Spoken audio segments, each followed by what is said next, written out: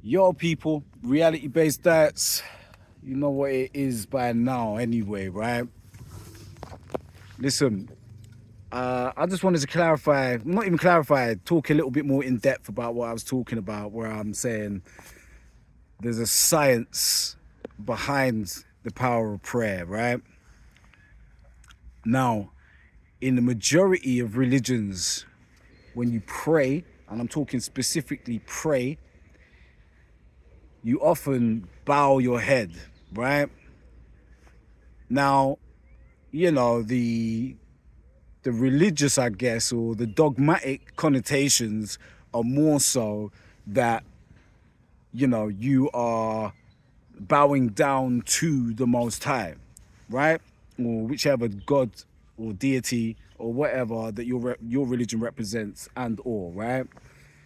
Now, to a certain extent, that is true, but there's actually more science to it than what you've probably even ever thought about before, right?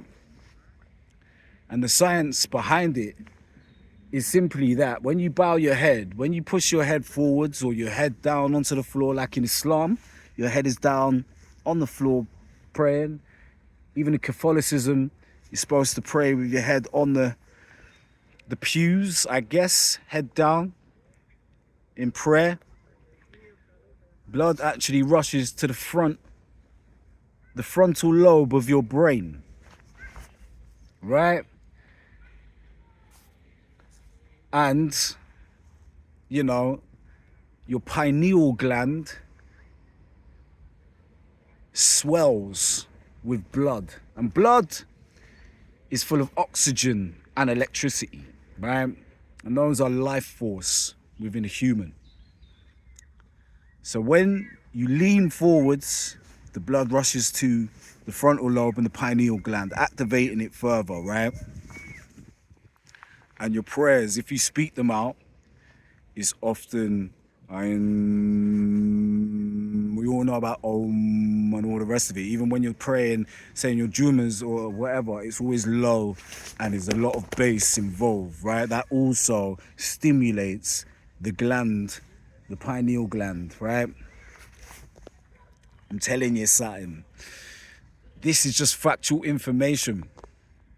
Right? I'm not saying I'm specifically correct, but I feel like there was probably a time in history where every human on the planet,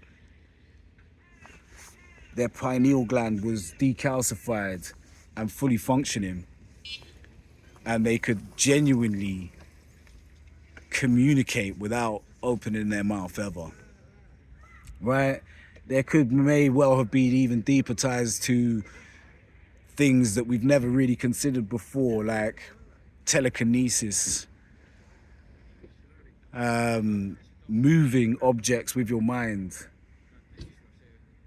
There's smaller theories that the pyramids were built this way.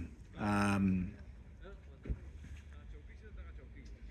open to discussion. I don't know for certain, but there's also, you know, theories that there was technologies way back in the day using magnets and magnetic fields and forces that were much better at doing things than we do things now. Whether or not that's true, I have no idea, right? But the point being is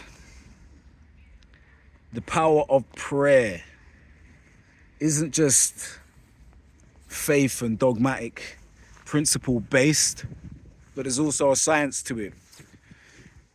A science that, you know, if you have no faith that the human body, physiology, that every single piece and part of it has a function, right? The grand design, the divine design, then you probably won't even get started with what I'm talking about right now, right? But for now, that has been reality-based diets, right, people? Stay woke, stay blessed. Peace.